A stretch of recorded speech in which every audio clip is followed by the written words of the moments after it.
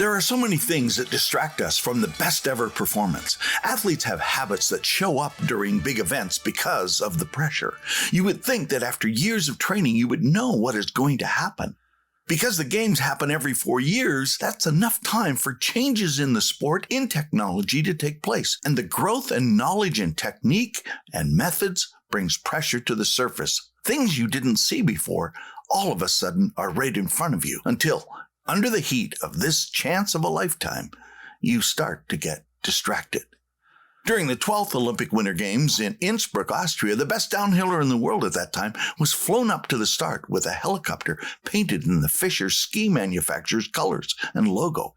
And no one was immune from being distracted. Franz Klammer arrived in a helicopter and a surprise that no other downhiller had ever seen before and was aware of.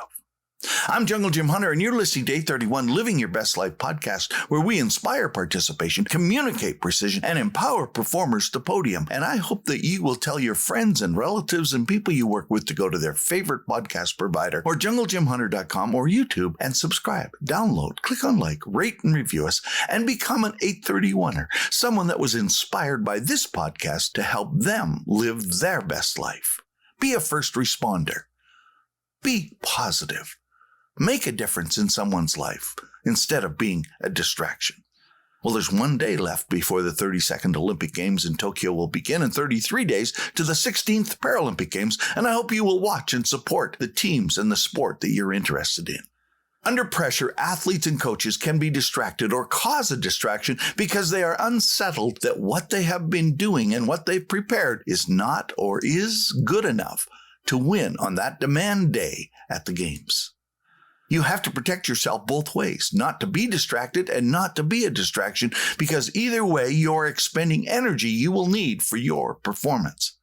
An Olympic gold medal pole vaulter had trained with the new fiberglass poles and was going to pull them out at the Games and use them, but the distraction and hesitancy to do so caused him to jump less height than he normally does and was capable of, and ended up winning the silver medal, because he was distracted by the impact he thought he would have on everyone else. Athletes that get distracted are unstable in all their ways, and so will find it hard to stay focused on the task at hand. Klammer showed up in the Fischer helicopter, and they unloaded many pairs of skis along with him, and in the snow lay the new skis that no one else had ever seen before. He had drawn number 15 in the downhill, which is the last number in the first seed, which meant that the best downhillers in the world would already be at the finish, waiting for Franz to come down. And when he crossed the finish line, he would be the gold medalist, or someone else would be. What raised the pressure even more and higher was the fact that there were 100,000 screaming Austrian fans waiting to see if he could handle the pressure of the moment for the next minute and 45 seconds. You couldn't plan a distraction any better. Many racers would say, they didn't pay attention to what happened, but the fact that they mentioned it proved they were aware and probably were distracted at some level about it. Klammer's run on one of the toughest downhills ever made in the Olympic Games was down a vertical skating rink, for the Austrians had injected water into the snow and once frozen was impregnable. Each athlete comes shoulder to shoulder with their competition, and every word, glance, comment can be used to psychologically distract someone within earshot or eyeshot. Many racers have been psyched out from a best-ever performance by someone making a statement that the forerunner, the test racers who checked the timing and the cameras, fell on a particular difficult part of the course. Whether it's true or not isn't the point, but the fact that it was said gets you distracted. If you know you can distract someone, there are athletes that will use these kinds of tactics. Klammer knew that every racer that mattered would be at the finish line when he stepped into the start, so his tactic worked perfectly. Did Klammer plan it, or was it something Fischer Skis did? No one will really know, but it did happen. The athletes in Tokyo starting this week, for many of them, have not been in the same arena for the last 18 months, and so new games and gamesmanship may be played in Tokyo. What gets you off your game? What distracts you from doing your best? What is it that takes you from doing what you know you're capable of doing, but can't pull through? It's why many people and many athletes wear headphones and earbuds and sunglasses, or only look down all the time so they can't hear or see what everyone else is doing.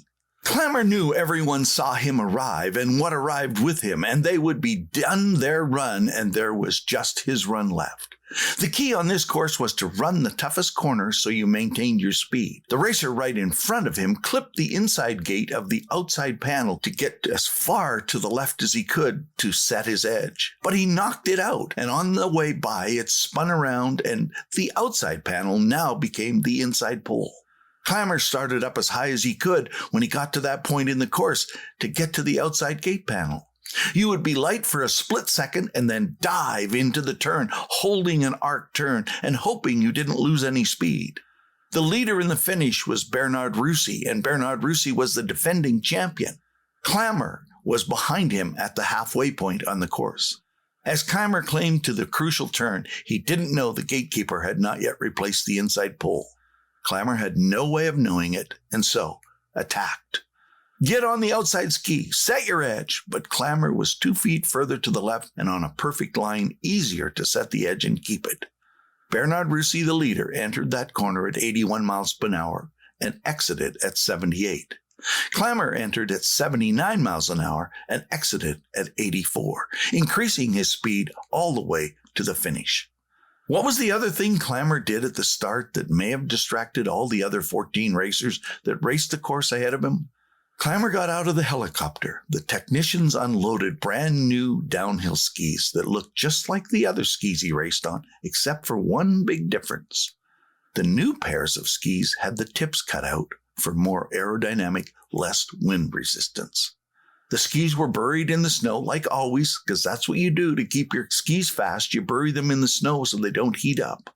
Like all the other skis, except the tips were exposed that everyone could see. An edge? Maybe. Perhaps. Creating doubt? It definitely created thoughts.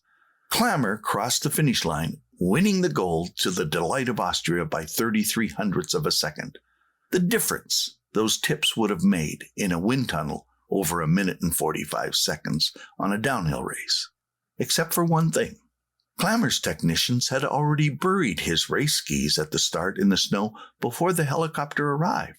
The other technicians took the new skis out of the helicopter basket and buried every part of the ski except those tips for everyone to see. When he crossed the finish line, he was wearing his race skis he had always worn, the ones that he'd won races on before, with ordinary tips, not cut out, with less wind resistance. Now you know the real story. I wonder, how many were distracted by a distraction that had nothing to do with Clamor's performance? I wonder, what kind of stories will we hear from Tokyo? My quote for the day, no one can make you feel anything unless you let them. Are you being distracted by the words and by the thoughts and by the doubts you place in your mind and no one else has, and you've never taken control of them? Take control of them. You be the person that decides what you're going to do today. Thank you for listening, and I hope you will have grown and will be living your best life with no doubt about what you're going to do the next time we meet.